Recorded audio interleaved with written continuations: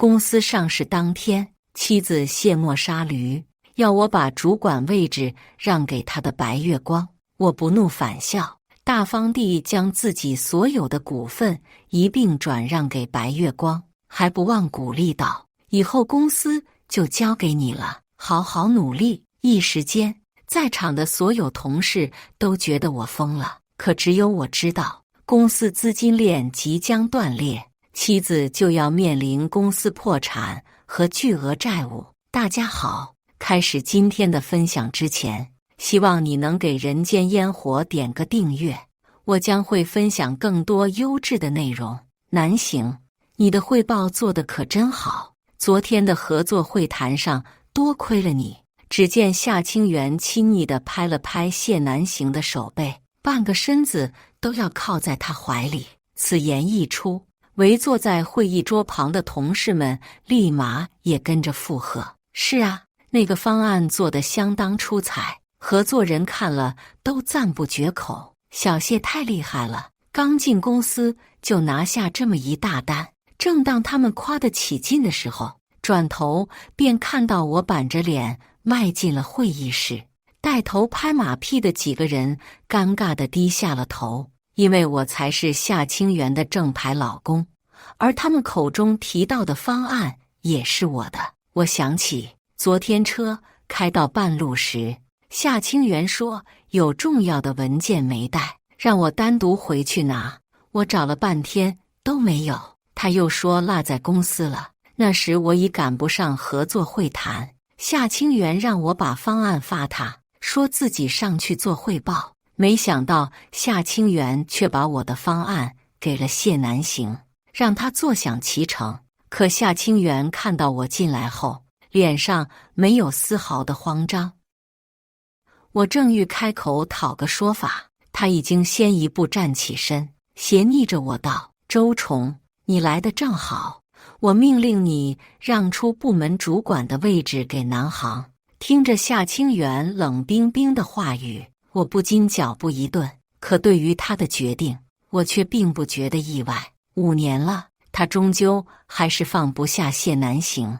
我知道谢南行曾经是夏清源的白月光初恋，二人有过一段甜蜜的时光。但谢南行嫌贫爱富，在投入富婆的怀抱之后，果断与家境一般的夏清源分了手。夏清源被抛弃后，伤心欲绝，二人也因此断了联系。可就在前几天，夏清源却让他空降进了公司，甚至不顾手下员工的目光，对他照顾有加，举止亲密。要知道，即使我和夏清源是夫妻，他还特地叮嘱在公司里要保持距离，注意影响。我想他还真是双标啊。我看着站在我面前的夏清源，明明是我最熟悉的枕边人，此刻我竟觉得陌生，生出了疲惫和厌烦的感觉。我在心里默叹了口气，淡淡道：随便你，要换就换吧。只见谢南行突然站起身，表情诚恳且严肃地朝我鞠了一躬。崇哥，你是不是不高兴了呀？毕竟我只是个新人，没有你进公司的时间长，怎么能顶替你的位置呢？谢南行欲言又止，缓缓道：但我听说崇哥刚进公司的时候便是主管，我也想试试而已。夏清源心疼地看向谢南行，南行，我不许你妄自菲薄，以你的能力，完全可以胜任主管一职。随即他便朝我露出嫌恶的表情，又道：周崇，你太过分了，别以为我不知道，你平时就是这样打着我的旗号作威作福，你自己办事不力，发给我的方案也是漏洞百出，是南行临时认真修改才拿下了合作。我看出谢南行是在故意挑唆夏清源，好贬低我，往我头上扣帽子。而他修改后的方案我也看过，只不过是装模作样的改了2个标点符号而已，完全是照搬我的成果。但最令我寒心的还是夏清源，因为别人的三言两语，就把矛头对向了我。可他忘了，他今天所拥有的一切都少不了我的付出。夏清源其实并不擅长运营公司，刚起步的时候非常艰难，是我放弃了原本的事业，支持他，陪伴他，帮助他把公司一点点做大做强。而今天原本是公司上市的日子，我还特地为他准备了礼物庆祝。可他呢？明明他自己也说过最讨厌不劳而获的人，却能为了谢南行做到这种地步，真是让我失望透顶。可他不知道，我这个主管可不是好当的，公司的资金链早就出了问题，一直靠我苦苦支撑才走到今天。我怕他担心，自己抗住了所有的压力，这些天也一直在想办法补救，就连昨天的合作机会，都是我陪合作方喝酒喝到胃出血才得到了。可夏清源却让我如此心寒，不断地往我身上捅刀子。我所有的付出都像是一个笑话，我整颗心都被他踩烂，死得彻底。太累了，我也受够了。无论是夏清源还是他的公司，我都不想管了。周崇，别拉着一张臭脸了，就你这水平，最多给你做个组长就不错了。要不是南行替你求情，我都直接让你辞职了。耳边又响起夏清源不耐烦的声音，他双手抱臂，斜睨着我，好像给了我天大的恩惠一般。但我知道组长一职根本接触不到公司的核心项目，他是故意打压我，好给谢南行铺路。夏清源神态傲慢，还在喋喋不休地给我画大饼。你也别气馁，我的公司还是养得起你的，只要你接下来好好干。不等他说完，我便直接打断道：不用这么麻烦，我直接辞职。我径直朝着谢南行走去，从公文包里拿出一份文件放到他面前，语重心长道：这是我的股份合同，现在也一并转让给你，以后公司就交给你了，好好努力。一时间，公司里的同事都露出震惊的神色看向我，以为我疯了，因为所有人都知道我为公司付出了比谁都多的心血。就连夏清源的脸上也闪过一丝诧异，似乎是没料到我会这样做。夏清源和谢南行都愣了一瞬，片刻后，夏清源忽然咬了咬牙，指着我道：周崇，你什么意思？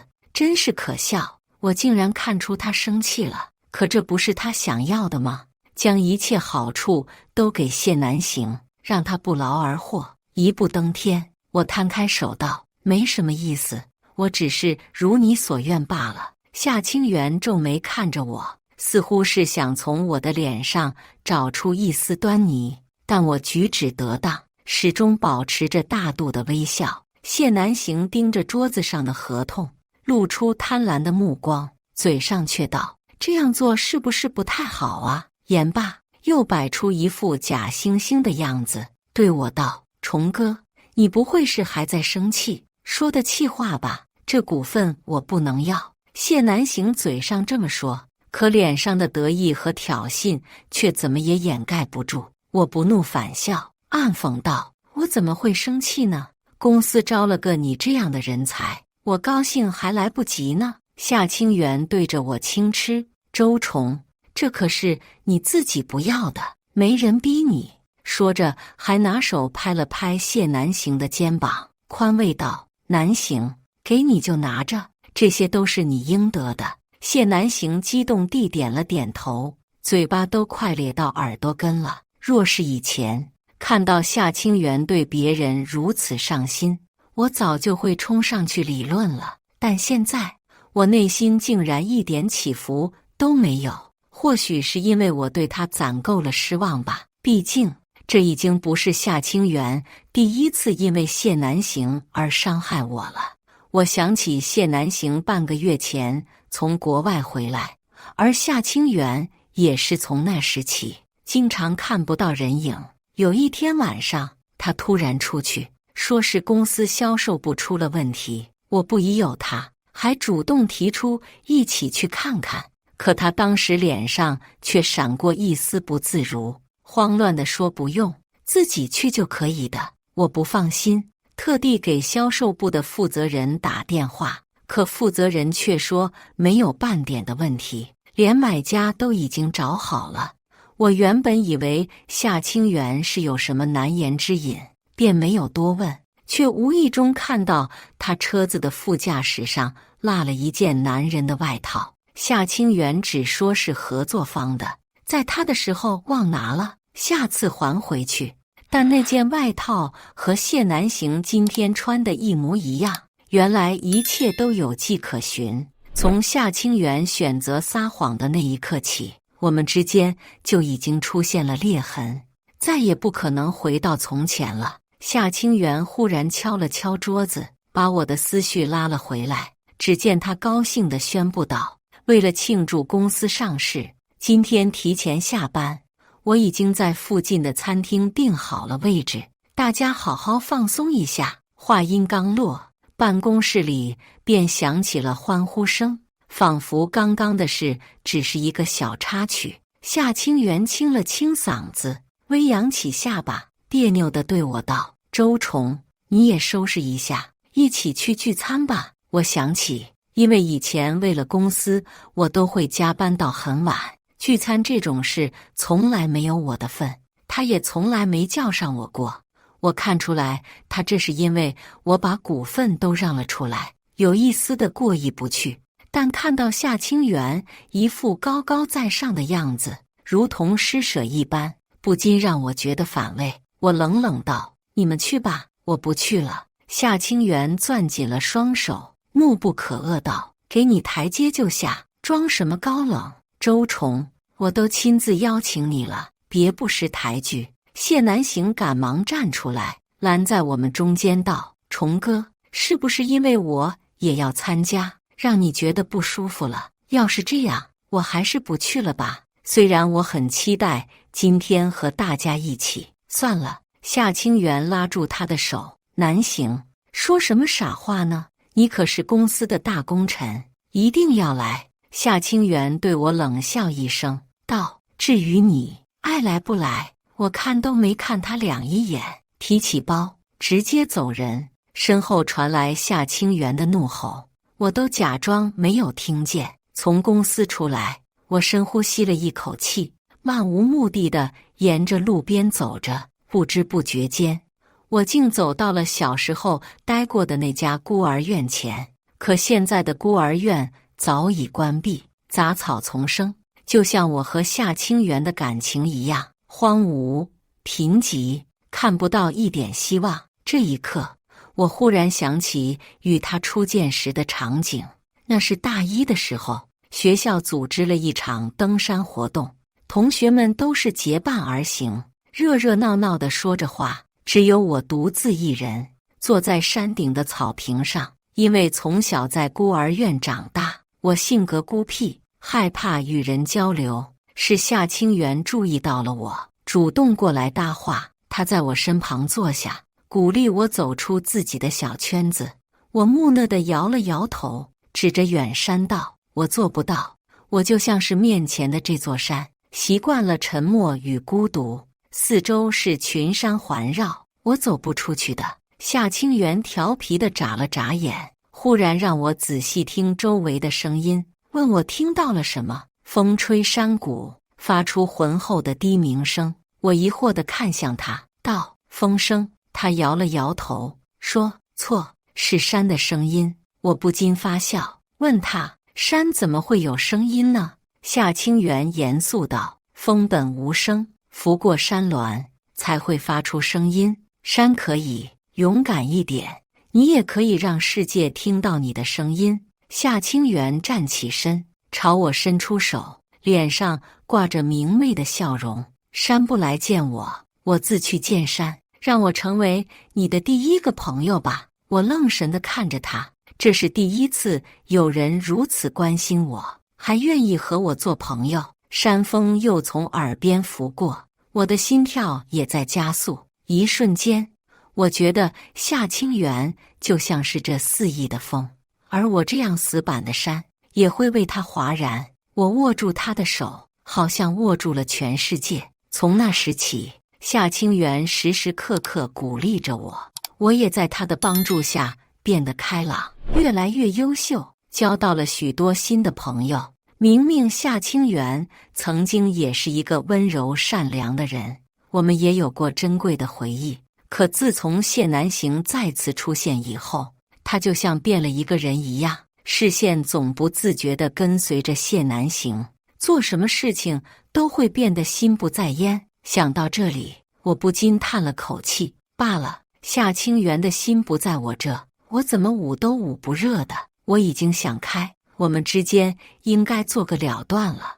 耳边忽然传来一阵嬉笑声，我抬头发现是他们聚餐结束了，还真是晦气，他们聚餐的地方离我这么近。我刚准备离开，可已经躲闪不及。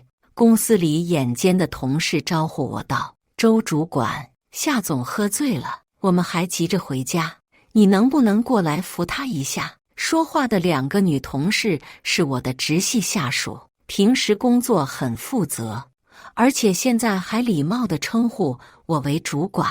我根本就不想扶他，但这是我和夏清源之间的事情，不想给别人添麻烦。刚想说让同事把他放旁边的树下就好，可夏清源已经酒醒了3分，抬头看着我道：“你不是说不参加聚会吗？怎么还是来了？”嘴上挺硬，身体却很诚实啊。他挑了挑眉，语气乖张：“现在后悔已经晚了，我是不会轻易原谅你的。”我无语地翻了个白眼，夏清源还真是自恋，以为全世界都得围着他转。我正欲开口，谢南行刚好拿着夏清源的外套过来，给他披上，温柔道：“圆圆，你看虫哥都亲自来了，肯定是意识到自己的错误了。夫妻哪有隔夜的仇啊？你就给他个机会吧。”我知道谢南行嘴上劝和，实则故意贬低我，凸显我的卑微，还真是恶心。夏清源冷哼一声，看在南行的份上，我就给你个机会。他从口袋里掏出车钥匙，扔到我手里说：“周虫，我和南行都喝酒了，开不了车，你来开，先送南行回去。但别以为你送我们回家，我就原谅你了，还要看你后续的表现。”果然酒后吐真言，在夏清源心里，我一直都是随叫随到的工具人，毫无尊严。以前夏清源醉酒，不管多晚，我都会去接他。或许是从前太惯着他了，才让他这般肆无忌惮，不知珍惜。但现在我可没那么傻了，我拿着钥匙，没有说话，走向车库。就在夏清源和谢南行得意地伸手想要开车门之际，我毫不犹豫，一脚油门踩到底，车飞驰而去，扬他们一脸的尘土。我透过后视镜看到二人目瞪口呆，一副吃瘪的表情，心里觉得畅快无比。我回到家后，坐在电脑前，开始整理资料，为自己的将来做打算。没一会儿，夏清源便带着谢南行怒气冲冲地走了进来。“周虫，你发什么疯？竟然把我一个人丢在大街上！”谢南行跟在夏清源身后，也对我道：“虫哥，圆圆毕竟是女孩子，你丢她一个人多不安全。”我冷笑：“不是有你吗？”夏清源迟疑片刻，突然露出恍然大悟的表情，叉着腰道：“我说你怎么今天一直怪怪的？原来是吃醋了。周虫，我真没想到你是这样小肚鸡肠的人。”谢南行似笑非笑地看了我一眼，委屈道：“果然是因为我，让你们两个生出了误会。圆圆，对不起，我也是关心则乱，我还是走吧。”说着，谢南行便缓慢地朝门口迈了一步。我看着他做作的样子，只觉得可笑，也就夏清源把他当回事，急忙拉住他说：“南行，这不是你的错，你不用自责。夏清源指着谢南行的胳膊，气恼道：周崇，应该道歉的人是你，都是因为你小心眼。突然把车开走，南行的胳膊都被刮伤了。要是南航有个3长2短，你要负全责的。我皱眉看了一眼谢南行的胳膊，也就是蹭破了点皮而已。看夏清源大惊小怪的样子，不知道的还以为谢南行被车撞成重伤了呢，还想让我给他道歉，门都没有。我冷笑，讽刺说：既然这么严重，那你快带他去医院吧，不然等一下伤口都要愈合了。夏清源一时语塞，气红了脸，恼羞成怒道：周崇，你太过分了，自己犯了错不肯道歉，竟然还羞辱南行，我要跟你离婚。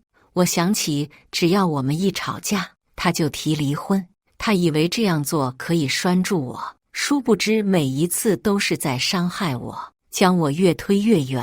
我真的已经听腻了，不耐烦地皱了皱眉，果断道：不用说那么多废话，我同意离婚。夏清源见我如此爽快，不禁愣了几秒，眼中闪过一丝震惊，因为从前我从未对他说过重话，更别提同意离婚了。每次都只能向他低头，哄着他，求他原谅。夏清源没料到我是这样的反应，只觉得我还在赌气，指着我怒骂道：别给脸不要脸了，你可别忘了，这些年都是靠我的公司，你才能衣食无忧。我们要是离婚了，你就什么都没有了。谢南行立马跳出来，假意为我说话：崇哥，快向圆圆服软，道个歉，这事就算过去了。我知道你事业心强，圆圆的公司也帮了你不少，可千万别拿离婚开玩笑，做自毁前程的事。谢南行的话像是取悦到了夏清源一般，他得意地挑眉，对我道：周崇，你可要想清楚了，以我的能力，随便动动手指就能让业内封杀你，到时候你就只能身无分文去睡大街了。看着他俩做作的样子，我却觉得好笑。夏清源公司的资金链即将断裂，死到临头了，他都不知道。行了，有空在这吹牛，不如先关心关心你自己吧。说完，我反手甩出公司真实的财务报表，冷嗤道：你的公司马上就要破产了，即将身无分文的人是你，这是什么？夏清源看着面前的东西，忽然愣住了，因为这是公司资金链即将断裂的证据，上面白纸黑字写得清清楚楚。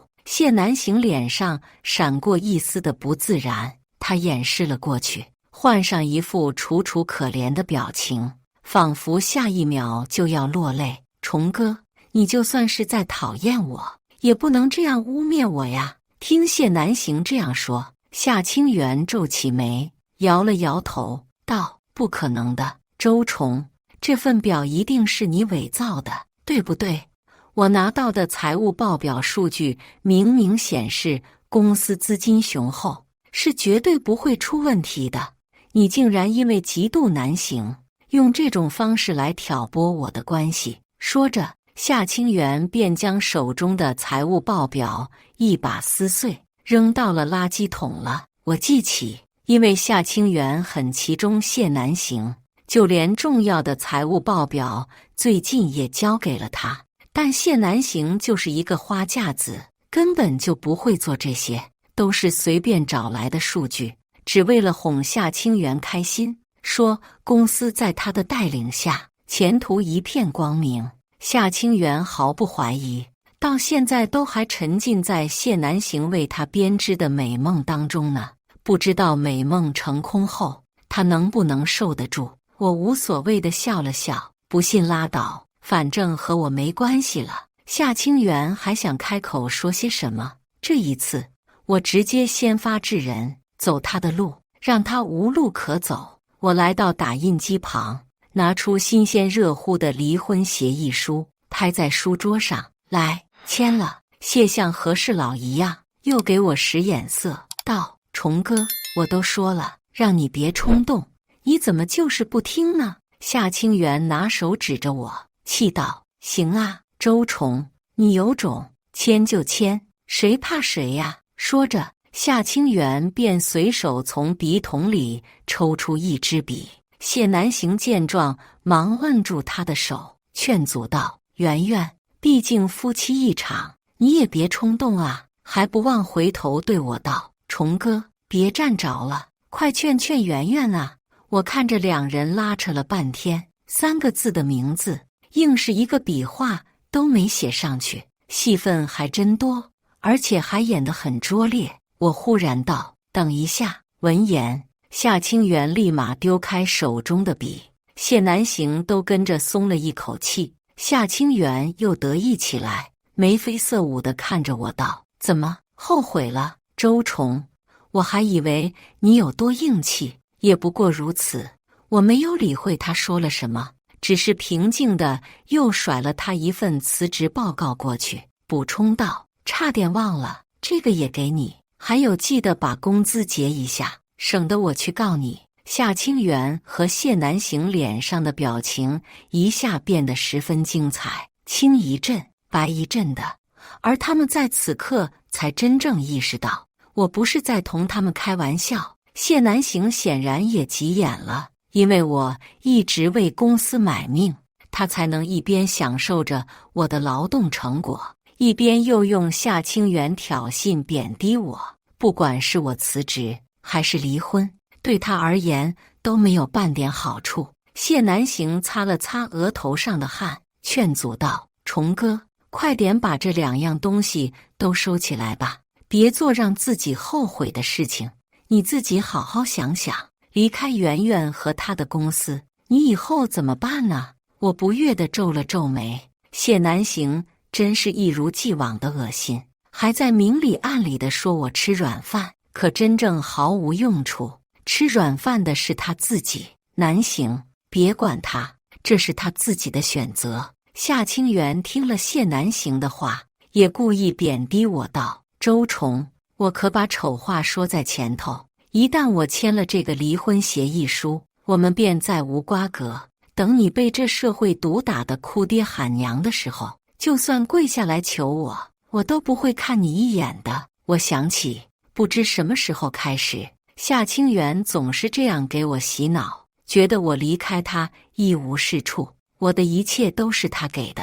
可他错了，我能站在这个行业里，我清楚地知道自己的能力，有很多公司都想挖我过去，只是因为从前我爱他，才会为他放弃一切，拿着微薄的公司，做着最难的活，任劳任怨，从说过什么。可现在彻底看清了夏清源以后，我是绝不可能再被他利用了。我没有丝毫的动摇，催促道：“别说那么多废话，赶快签！多看见你1秒，我都觉得想吐。”我态度决绝，完全是不容商量的语气。夏清源却像是突然被刺激到某根神经一样，叫嚣起来：“好你个周虫，真是胆子大了，竟然敢骂我！”夏清源抓起桌子上的玻璃杯，重重地往地上摔去。他一生气就会这样，总喜欢摔东西。我冷眼看着他大闹，他这样子活像个泼妇，桌上的东西被砸了个遍，连谢南行吓得都不敢靠近他，生怕伤到自己。这就是所谓的情深义重吗？以前他扔东西的时候，不管多危险，为了不让他受伤，我都会拼了命的阻拦，甚至有一次被满地的玻璃渣刺伤了脚，鲜血流了一地。我在心里叹了口气，为了夏清源，还真是不值得。明明是他的错，可到头来遍体鳞伤的人总是我自己。果然被爱的那个永远有恃无恐，而单方面的付出是没有任何意义的。我刚想开口让夏清源别再发疯了，可他却突然拉开了一个抽屉，我想要阻止，却已经来不及了。夏清源在看到抽屉里的东西的刹那，也瞬间安静了下来，喃喃道：“这是。”谢南行也走过去，添油加醋道：“哎呀，圆圆，这肯定是虫哥送你的礼物啊！今天不是公司上市的日子吗？他一定用心筹备了很久。你看，他心里是有你的呀。我是个很有仪式感的人，在值得纪念的日子里，总是会为夏清源准备各种惊喜。但那是从前，现在绝对不会了。”夏清源已经打开了小巧的包装盒，里面是他最喜欢的那个牌子的项链。他努了努嘴，道：“周虫，你这人也就是嘴最硬，又闹离婚，又是辞职，还不是准备了我最喜欢的项链？”夏清源自顾自地说着，我只觉得他吵闹，简直令人作恶。在他想要把项链戴到脖子上的时候，我一个箭步冲了上去，一把夺过他手里的东西，反手扔出了窗外。我冷冷道：“想太多，不是给你的，而且我们现在已经离婚了。”夏清源看着被我从窗户扔出去的礼物消失在茫茫黑夜中，顿时怒火冲天。他大声吼叫道：“周虫，你给我滚出去！”我无语地看了他一眼，提醒道：“不好意思，你好像忘了，这里是我家。要滚也是你们滚，这话可不假。当初为了减轻夏清源开公司的压力，家里的一切花销可都是我出的，包括房子也是我买的，房产证上还写着我的名字呢。我又不傻，凭什么要便宜了他？”不等夏清源反应过来，我便把他的行李箱踢到了他面前，反手将他二人一并关在了门外。真是痛快，看不见讨厌的人，整个世界都变得安静了。我也懒得跟夏清源纠缠，直接联系律师起诉离婚，还麻溜地结算好了我的工资，再加上我这年的积蓄，我好好规划了一番，决定办一个属于自己的公司，自己做老板，不再受任何人的牵制。在网上收集好相关信息，公司位置等相关事宜都着手办起来，而且我手里还有大的项目合作，只需要1个月的时间，我便能开辟出属于自己的新天地了。不久便来到了1个月后，我衣着得体，精神饱满，充满自信地走进了商业会场。正当我一心寻找联系好的合作方的时候，却正好看见夏清源和谢南行也在这里。二人手挽着手，举止亲昵，径直朝我走来。夏清源还是那副高高在上的样子，主动开口道：“周虫，还以为你离开我能混得有多好呢？怎么失业后来这里碰运气，找合作人吗？”谢南行轻蔑地打量了我一番，嘴上说着些道貌岸然的话：“虫哥，我真不知道你现在这么艰难，毕竟你替我照顾了圆圆这么久，不如我今天就让一个项目给你吧。”说着，谢南行还刻意晃了晃手中的酒杯，展示自己的戒指。我看出来，和我离婚后，夏清源应该是和他在一起了。夏清源见我看着谢南行手上的戒指，一脸得意地展示出自己的奈眉，炫耀说：“周虫，我和南行下个月就要结婚了，你会祝福我的吧？”我不屑地笑了笑，朝他俩举杯道：“当然，王八配狗，天长地久。”夏清源气得咬牙，握紧了拳头，恶狠狠地开口道：“你自己不识抬举，不懂珍惜，还看不得我过得比你好？哼！亏南行好心，还想让项目给你，你配吗？”我摆了摆手，丝毫不在意夏清源的话，云淡风轻地说道：“我可不需要你手里的项目，我嫌脏，而且我已经拿到了和公司合作的项目。”一瞬间，夏清源想像是听了个笑话一样，笑得捂住肚子。公司？周虫，你在做什么白日梦呢？那个项目可是要给我的公司的。我想起与公司合作的项目，是我还没有离开夏清源公司的时候谈成的。这个项目非常关键，因为公司的标准非常高，为了做好方案，我熬了10几个通宵。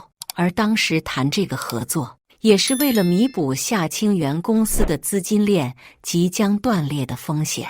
公司虽然口头上答应要与夏清源的公司合作，可事实上他们只任项目负责人，需要的是真正有能力的人才。如果我不出面，这项目根本谈不成，而到时候夏清源的公司就要面临破产，还得背负巨额债务。谢南行也忍住笑意，假装关心我说：“崇哥，你是不是最近受到的打击太大，导致记忆出现了问题呀？要不等我谈下合作，借你笔钱，去医院好好看看吧，八字还没一撇呢。”谢南行就已经装出一副成功人士的样子。我怒对道：“谢南行，我看你才应该去医院看看脑子，像是得了臆想症。”夏清源跺了跺脚，指着我说：“明明是你自己没本事，竟然还诅咒南行。”夏清源还想说些什么，忽然会场的人群中有人喊道：“快看，林总过来的！他好像这次是来谈一个大项目的，不知道是谁这么幸运，会被林总选中呢？”只见公司的总经理林成迈着沉稳的步伐朝我们走来。谢南行立马激动地理了理西装的袖子，就连夏清源都住了口，换上一副谄媚的神态。夏清源在我身旁小声道：“说曹操道，周崇，你就等着看我功成名就吧。”林成在离我们还有3步远的地方，便礼貌地伸出了手。夏清源见状，也立马伸出右手，等着林成过来。话都已经到了嘴边，林总，见到您真是。小周，原来你在这呀，我找你好久了。林成直接越过了夏清源，激动地握住了我的手。一时间，夏清源和他的右手一起僵在了原地。林成还在和我寒暄，压根没正眼看他二人。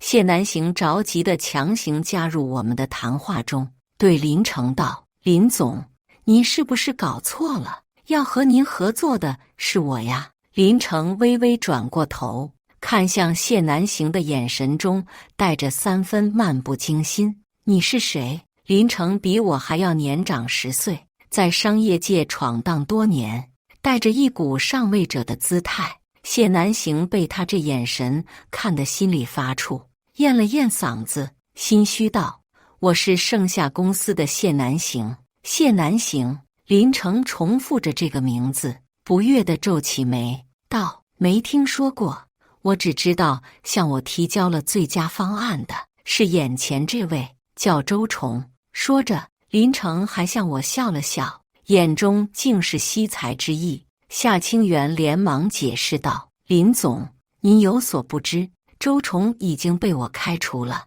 林成微微露出疑惑的表情，道：“哦，是吗？”夏清源还以为自己来了机会，立马邀请林成谈生意。林成没有管他，反而露出欣喜的神色，道：“那正好，周崇，你直接来我们公司吧，我们公司正需要你这样的人才。”闻言，谢南行和夏清源都彻底破防了。要知道，以公司的实力，在里面任职的人几乎都是年薪100万。夏清源还想说些什么，林成已经带着我走进了贵宾区，只甩给他们一个背影。虽然我也很敬佩林成，他一直是我努力追赶的前辈，但还是表明了自己想开公司的想法，委婉地拒绝了他的入职邀请。林成露出可惜的神色，但随即便鼓励我道：“既然这样，那我们便顶峰相见吧，期待以后能有更多的合作。”谈完合作，我出来的时候，发现夏清源和谢南行还没有走，看他们的表情，我知道是一个合作都没有拉到。夏清源黑着一张脸对我道：“周崇，你别得意，一个项目而已，就当是让给你了，谁笑到最后还不一定呢。”夏清源扬了扬下巴。就在这时，手机却突然响了。夏清源接通了电话，结巴道：“小李，你说什么？公司倒闭？”夏清源不敢相信自己的耳朵，顿时瘫坐在地。他狗急跳墙道：“周崇，是不是你搞的鬼？好端端的，公司的资金链断裂，怎么会断裂呢？”我说出实情，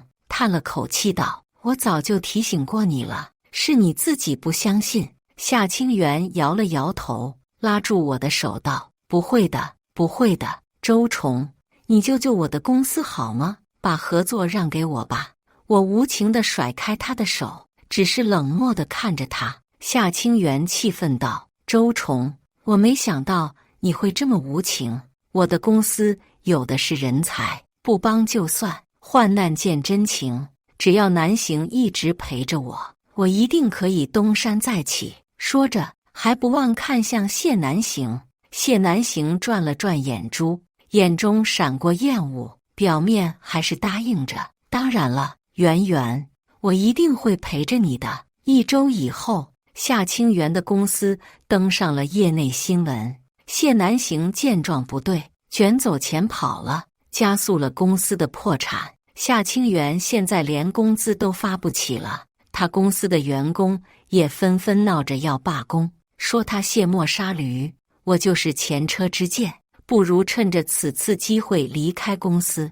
我向曾经手下的员工抛去橄榄枝，虽然我的公司刚起步，但他们都说我为人真诚，愿意跟着我干。夏清源的公司在一夜之间倒闭了，还背负上了巨额债务，而他又再次找上门来，整个人都憔悴了许多，我差点都没认出来。夏清源素面朝天，脸色蜡黄，再没了平日里的骄纵感，他眼中蓄着泪，对我哭诉道：“周崇，你别离开我，好吗？我现在就只有你了呀。”我平静地看着他，冷笑道：“夏清源，你这个样子可真没意思。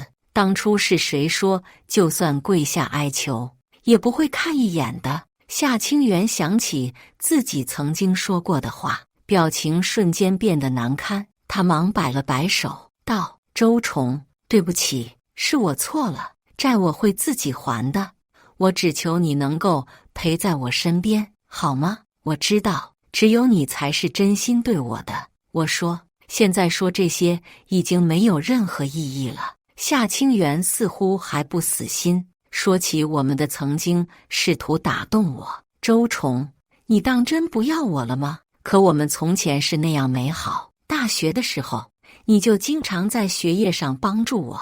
那时候，你自己也没有多少钱，每次我过生日都要攒好久，只为了送我喜欢的礼物。”夏清源眼中闪过一丝光亮，说的他自己好像都被感动了。可我想起的只有那些他肆意践踏我尊严的日子，这我更加气愤。我没有说话，丢下他往公司楼上走去。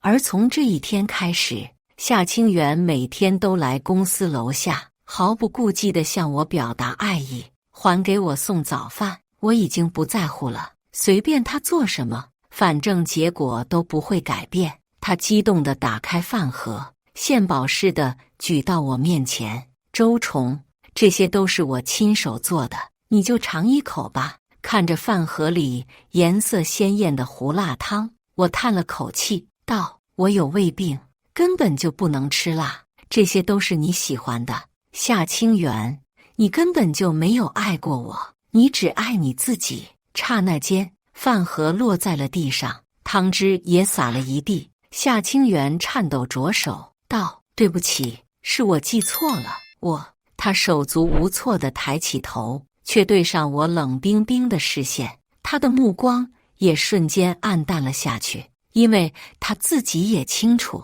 我们再也回不到从前了。夏清源完全消失在了我的生活里。再次听到他的消息是半年后，他被巨额债务压得喘不过气来，找到了谢南行，一怒之下杀了他。可我却并未有太大的感触，我们之间早就已经形同陌路。太阳东升西落，阳光依旧每天照在这片大地上。生活总是要向前看的。我的事业越来越好，在我不懈努力之下，带领公司进入世界500强。我也终于站在了与林城并肩的位置，成为人人称赞的商业精英。以上就是今天分享的故事。大家有什么想说的、想吐槽的，欢迎在下方评论交流。也更希望能给人间烟火点个订阅，我将会分享更多优质的故事内容。